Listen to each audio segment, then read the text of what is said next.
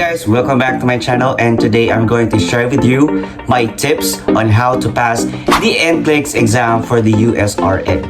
So without any further ado, just sit back and relax, and welcome to my channel.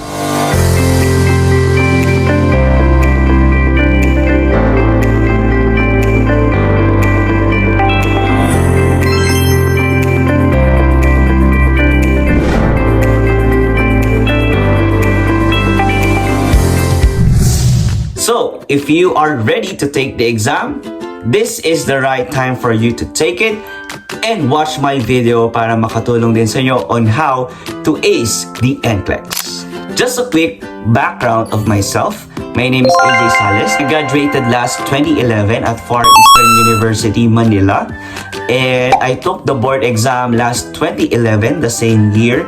And fortunately, I was able to pass it for the first time. And last 2023, I've decided to take the NCLEX USRN or NCLEX-RN exam, and gladly I was able to stop at 85 questions and pass the NCLEX for the first time too. So if I did it, of course, you can. Alright, huwag na natin patagalin pa, and let's start with the tips. Let's go to number 1. Make a study plan. Of course, sa pag-prepare natin for the exam, kailangan natin magkaroon or mag-establish ng study plan. So it's up to you, but I recommend you na ang pinaka-maximum is at least 3 months. That works for me kasi kapag more than 3 months na ako nag-review, minsan nakalimutan ko na yung concept.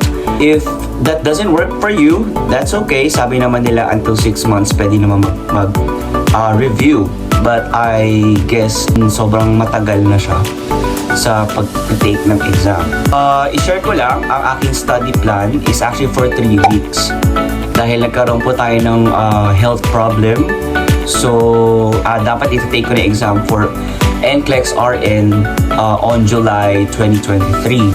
Unfortunately, for some medical reasons, sobrang hinang-hina ako and I was not able to review seriously.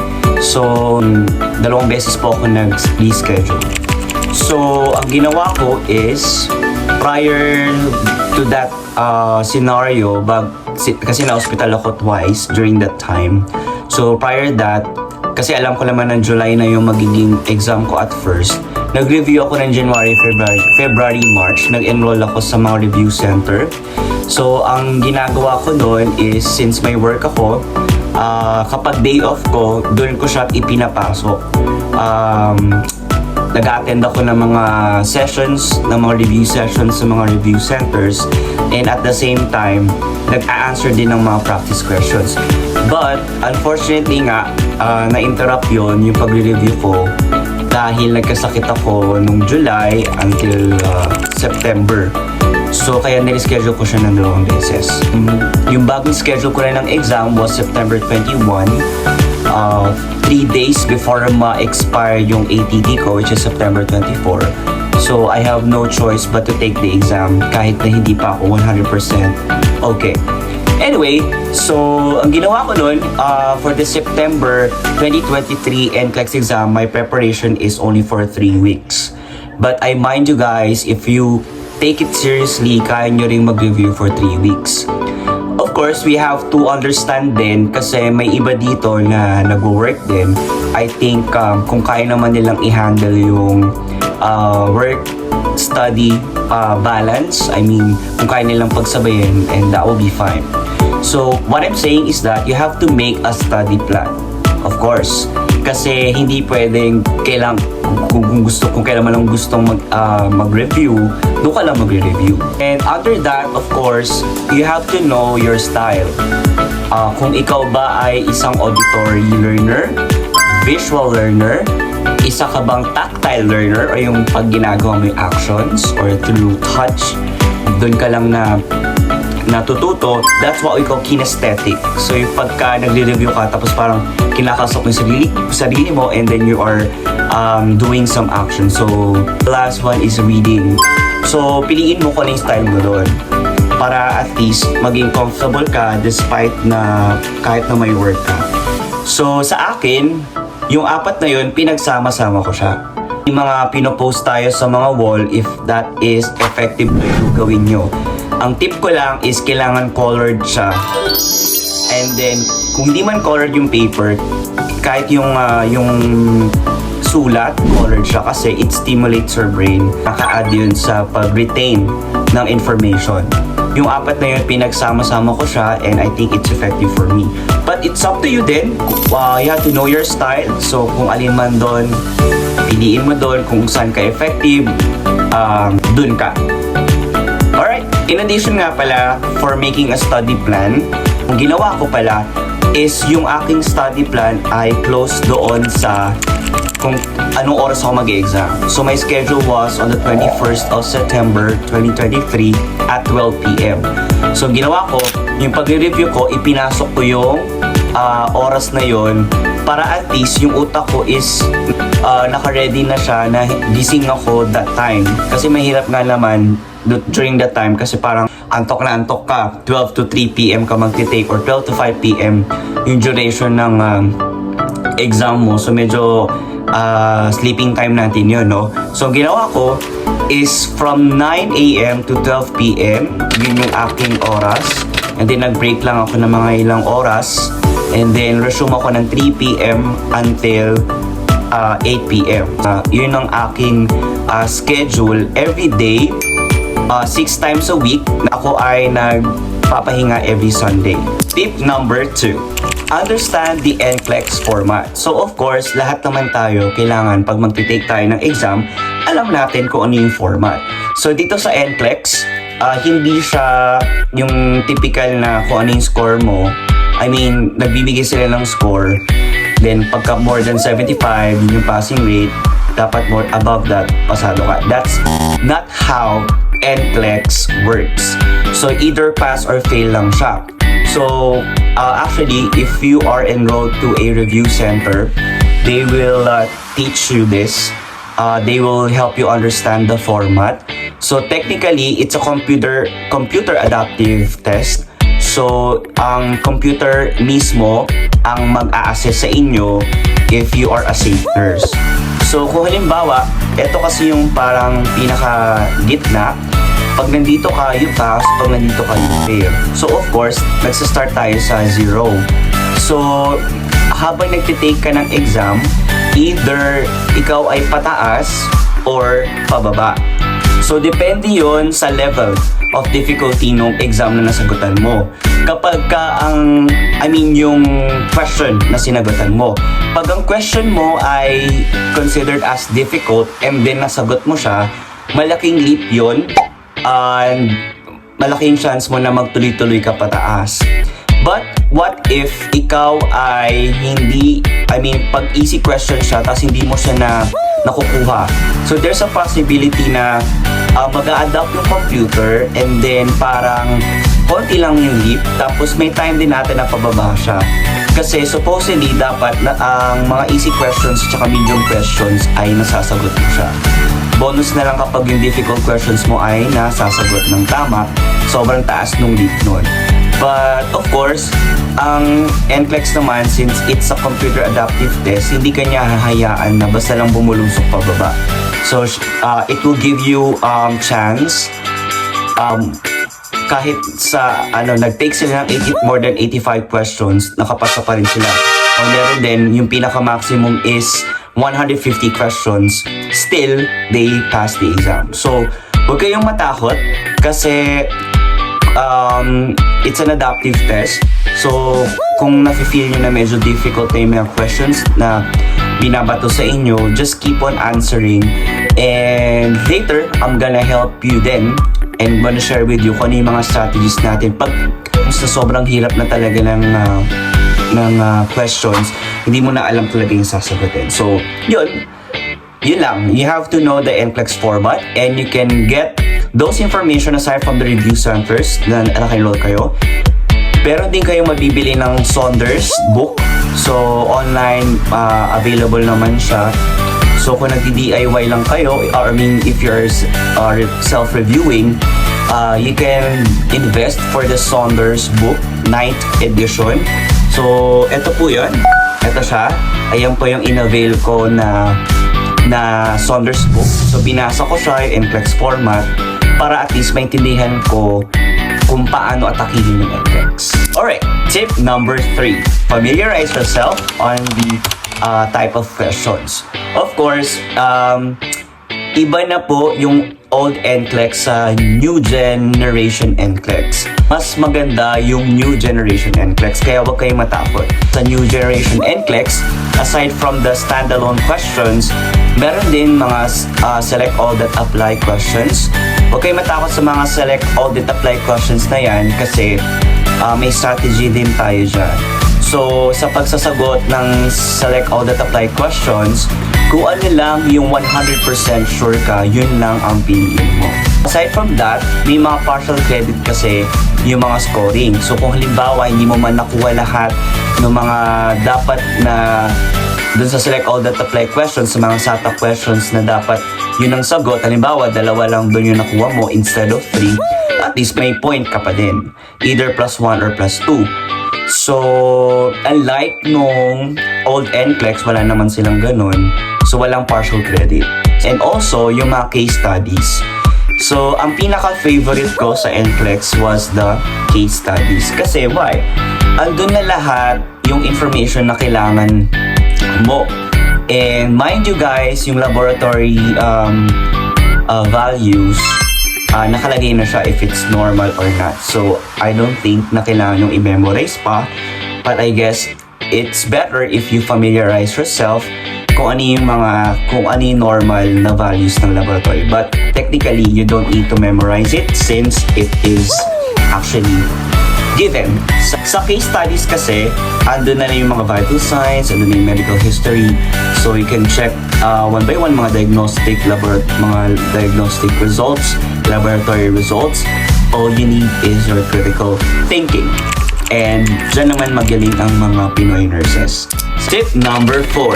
Invest yourself to the concepts.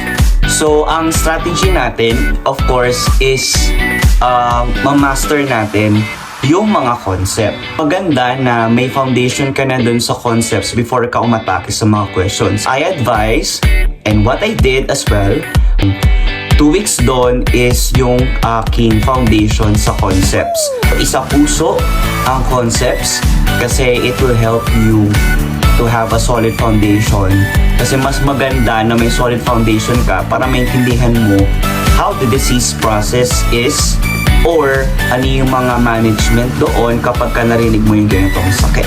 Tip number 5. So after you invested yourself sa mga concepts, kailangan mo na mag-practice sa mga sample questions. So sa sample questions natin, ginawa ko is I have the Archer app. So ito siya. Medyo pricey siya, but I invest dito sa application na to. So ito yung ginamit ko. Kasi lahat ng questions doon, para ka na rin nagsasagot ng NCLEX. So ganun yung atake nung app, and maganda siya kasi may mga rationale. Sanayin mo na rin yung mga sarili mo sa pag-answer mga questions and be honest. Huwag mong dadayain yung sarili mo na dahil parang feeling ko mababa yung mga nakukuha ko or feeling ko nahirapan ako, gagawa ka naman ulit ng sample set. Wag.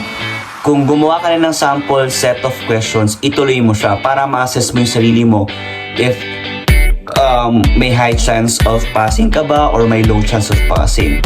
But do not be discouraged kapag ka nakakuha ka ng low or borderline dun sa chance of passing mo.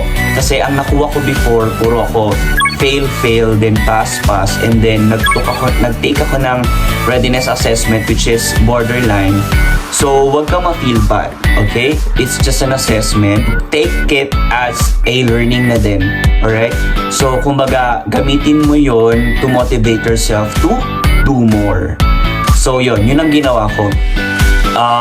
Nag-practice ako for, di ba, after 2 weeks ko ng concepts, yung another 1 week ko, yung for the September, puro sample questions na ako ng sample questions. And then, ang ginagawa ko, sa umaga, I do the sample questions. Sa gabi, or the other half of my review time, doon ko binabasa yung mga rationale. So, huwag kaya nyo mag-take no more than 500 a day, do it. Pero ako kasi, kapag kapagod na yung utak ko sa mga pag-a-answer ng mga questions, tinitigil ko na. So, ang ginawa ko noon, parang 1 set in a day ang ginagawa ko. Laking tulong ang national. So, yon. That's tip number 5. Tip number 6. Enroll yourself to sa mga review centers or download the Archer app. Maganda siyang gamitin. I guess kasi yun yung nagamit ko. So, hindi ko naman siya pinopromote, but I can say that it helped me a lot when answering questions. So, during my time, it was $98.99. So, ang in-avail ko is yung next-gen NCLEX-RN Bank for 3 months. So, convert it into Philippine peso. That's 5,444 pesos and 45 cents. That is during my time. So, I don't know kung how much na siya ngayon. But, wag kayong ma-feel bad dun sa kung magkano man siya, kung namamahalan kayo. Kasi, sobrang laking tulong ng Archer app. Meron pa silang other app, UWorld. Sabi naman nila, maganda rin naman yun. But, hindi ko kasi siya ginamit. Kasi syempre, may bayad din yun. So, dun ako nag-invest sa Archer. Kaya naman kayo, you can enroll to a review center of choice. So, shout out sa review center kung saan ako nag-enroll sa NCLEX Unlimited Online. So, meron din silang app aside from the online review. Marami namang review centers dyan. And yeah, you can ask your colleagues or your friends from nursing kung ano yung mga review centers nila. Tip number 7.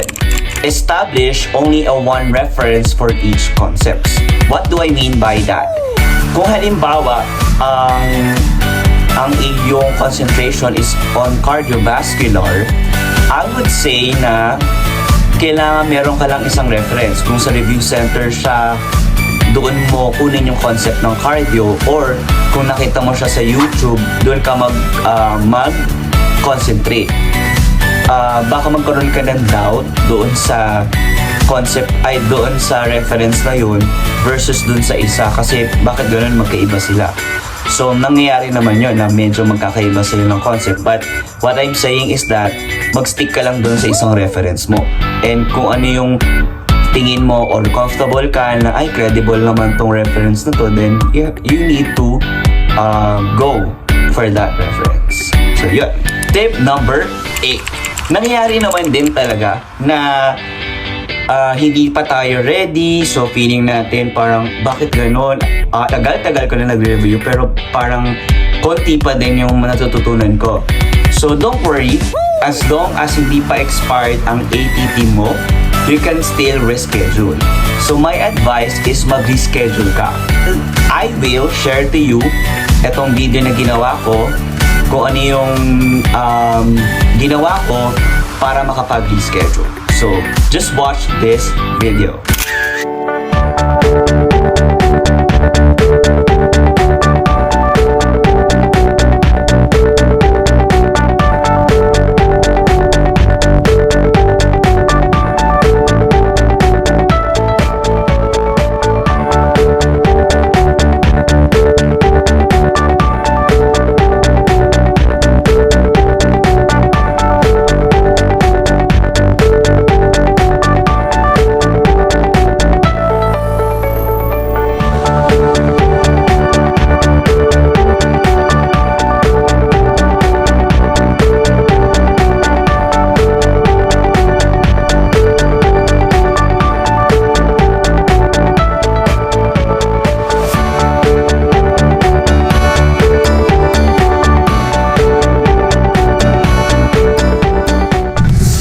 You know how to reschedule your exam, but what I'm saying is if you can give your best 100% of you, then you need to make sure na yung right time for you to take the exam talaga is the one that you decided to take to. You know, yung kung halimbawa ready ka na sa date na to or very significant yung date na to, then I suggest na take the risk. I mean, not the risk, but take the courage na makapag-exam. Yeah. Tip number 9. So, if you are ready to take the exam and sabi mo sa sarili mo na 100% na akong ready, hindi lang naman sarili mo yung dadalhin mo dun, but of course your dreams. And in order for that dreams to be achieved, kailangan natin humingi ng guidance sa Panginoon, sa itaas. So what I did, ito yung ginagawa kong practice every time ako ay magtitake ng exam. I go to a church, sa Quiapo Church, lagi yan. I also went to St. Jude Tadeus. Sobrang yan ang ating patron saint daw sa board exam. And Santa Clara, I also visited Santa Clara and offered the egg. So kailangan natin offer ng egg, sabi nila. Sobrang effective nun kasi every time na nag-offer ako ng egg sa Santa Clara, na yung mga hinihiling ko talaga is nagkakatotoo. So you have a different religion, so kung ano man yung ritual or ano man yung tradition nyo sa inyong religion, I suggest na gawin nyo yun, most especially if it will help you prepare for the exam.